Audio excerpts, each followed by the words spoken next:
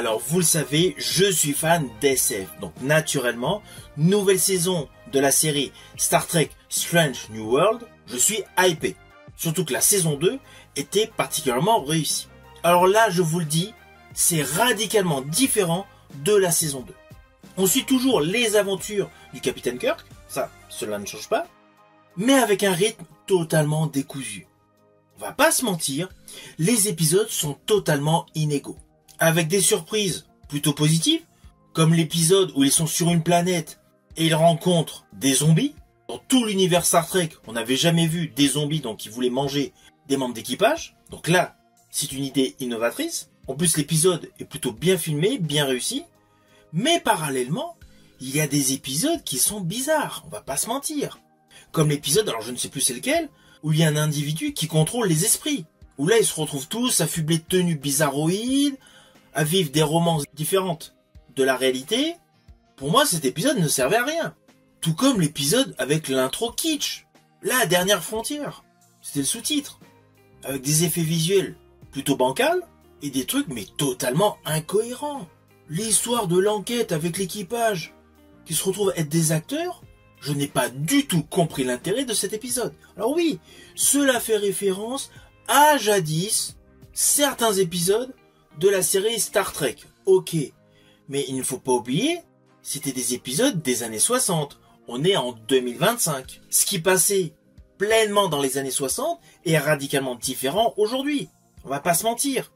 Je suis sûr que vous qui êtes fan d'SF, si vous regardez cette vidéo, il y a d'anciens films de science-fiction qu'à l'époque vous adorez, et aujourd'hui avec le recul, avec la mise en scène qui a largement évolué, vous ne prenez plus autant de plaisir à les revoir. C'est juste des films qui évoquent de bons souvenirs.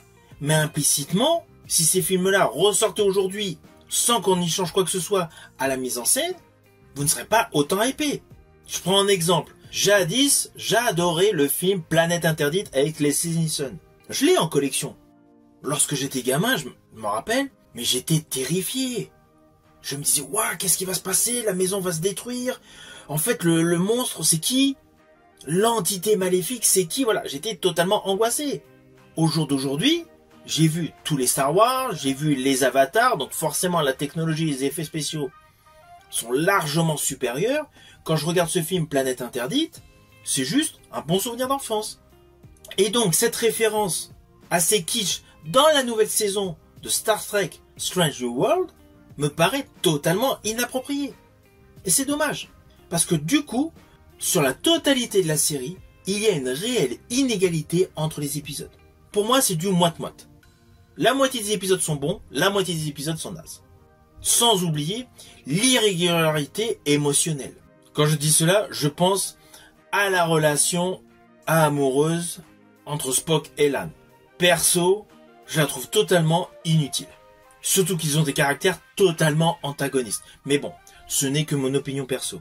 De ce fait, je vous le dis franchement, cette troisième saison de Star Trek Strange New World, je la trouve en dessous de la saison 2.